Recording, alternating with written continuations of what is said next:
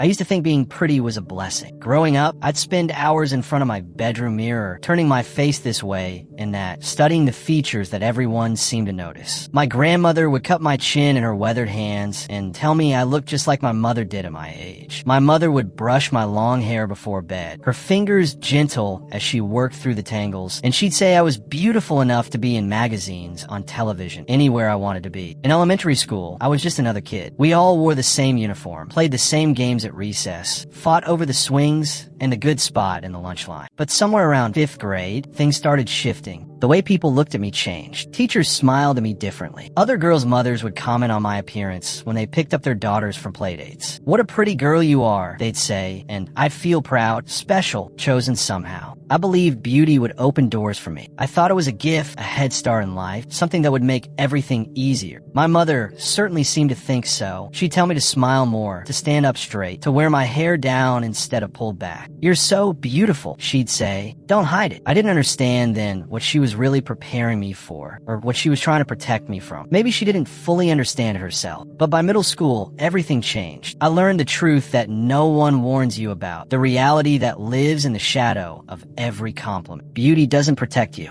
Sometimes, especially when you're young and vulnerable and still figuring out who you are, it marks you as a target. My inbox started filling up with messages from boys I'd never spoken to, guys from other grades, even older students from high school. They'd see my picture somewhere, on someone's phone, or in the yearbook, and they decided they knew me. They decided they wanted me. The messages started friendly enough, just "Hey," and "What's up?" But they'd quickly turn aggressive when I didn't respond fast enough or didn't respond the way they want. "Why are you being such a bitch? You think you're too good for me. You're not even that pretty. Stuck up whore." The words would appear on my screen, one after another, and I'd feel my stomach twist into knots. These were people who had never had a conversation with me. They didn't know that I loved reading mystery novels under my covers with a flashlight. They didn't know that I volunteered at the animal shelter every Saturday morning, or that I cried during sad movies, or that I wanted to be a veterinarian someday. They never asked about my thoughts, my dreams, what made me laugh until my sides hurt, or what kept me awake at night staring at the ceiling. I wasn't a person to them. I was just something pretty to own, to possess, to claim as theirs. And when I didn't play along, when I didn't perform the role they'd assigned me in their fantasies, I became something else entirely. Something to punish, something to tear down. High school was worse. The attention intensified. Boys would follow me in the hallways, making comments about my body loud enough for me to hear, but quiet enough that teachers couldn't quite catch what they were saying. Hands would grab at me in crowded stairwells. Someone started a ranking system of the girls in our grade, and I was number 1, which somehow felt more like a curse than a compliment. The other girls started treating me differently too, some with envy, others with contempt, as if my appearance was something I'd done to them deliberately. I learned to make myself smaller. I wore baggy clothes. I stopped wearing makeup. I kept my head down and avoided eye contact, but it didn't matter. The attention didn't stop. If anything, some boys seemed to take it as a challenge, as if getting me to notice them would be some kind of victory. By the time I graduated, I was exhausted. Exhausted from being watched, commented on, grabbed at, reduced to nothing more than a face and a body. But college, I told myself, would be different. College would be a fresh start, a chance to reinvent myself, to be seen as a whole person rather than just a pretty thing to look at. I chose a school 3 states away, somewhere no one from my hometown would go. I packed up my life into boxes and suitcases, hugged my mother goodbye, and drove away with hope blooming in my chest for the first time in years. This would be my chance. This would be where everything changed. Orientation day was hot and humid. The late August sun beating down on the crowded quad where hundreds of new students milled around, clutching maps and schedules, looking lost and excited and nervous all at once. I was wearing a simple sundress, my hair pulled back in a ponytail, trying to look approachable but not too noticeable. I was studying my class schedule, trying to figure out where the science building was, when I felt someone watching me. I looked up, and there he was. Tall, probably 6'2" or 6'3", with dark hair and darker eyes that locked onto mine with an intensity that made my skin prickle. He was attractive in a conventional way, the kind of guy who probably never had trouble getting attention. But there was something about the way he looked at me that felt wrong somehow, too focused, too intense, like he was looking through me rather than ever. He walked right up to me with a confidence that felt aggressive, closing the distance between us faster than felt comfortable. I took a step back instinctively, but he just kept coming until he was standing too close, invading my personal space in a way that made my heart start beating faster. "You're beautiful," he said, and the words should have been a compliment, but they felt like a threat. His smile didn't reach his eyes, and those eyes never stopped scanning my face, my body, cataloging every detail. Like, seriously beautiful. You're worth going to jail for. The words hung in the air between us, heavy and threatening and completely inappropriate. My brain struggled to process what he just said. Was that supposed to be a joke? A compliment? A warning? I tried to laugh it off, forcing a nervous giggle that sounded hollow and fake even to my own ears. My hand was suddenly sweaty, and I clutched my schedule tighter, crumpling the paper. That's